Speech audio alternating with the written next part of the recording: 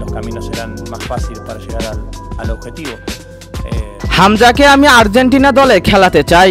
সংবাদ সম্মেলনে এসে কি বললেন আর্জেন্টিনার কোচ লিওনেল স্কলোনি। দর্শক, বিস্তারিত জানতে হলে ভিডিওটি না টেনে একেবারে শেষ পর্যন্ত দেখুন।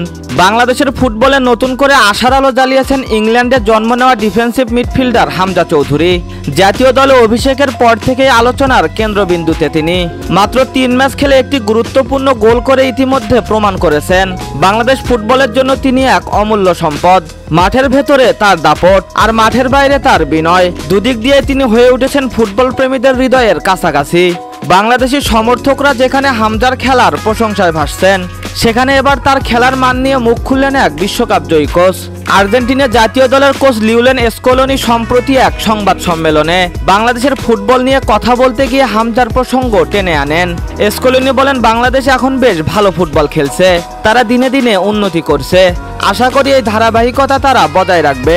এরপর সাংবাদিকরা জানতে চান বাংলাদেশের কোন খেলোয়াড় তার নজর কেড়েছে।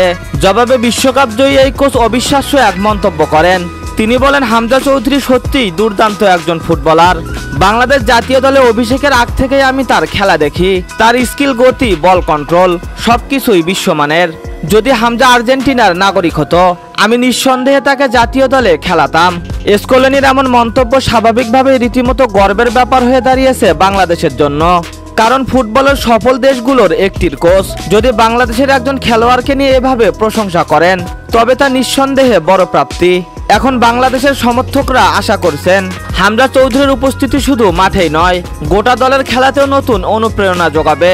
তো দর্শক, হামজা চৌধুরীকে নিয়ে লিওনেল স্কলোনির এমন মন্তব্য আপনারা কেমন চোখে দেখছেন তা অবশ্যই জানাবেন ভিডিওর কমেন্ট বক্সে। এতক্ষণ আমাদের সাথে থাকার জন্য অসংখ্য ধন্যবাদ।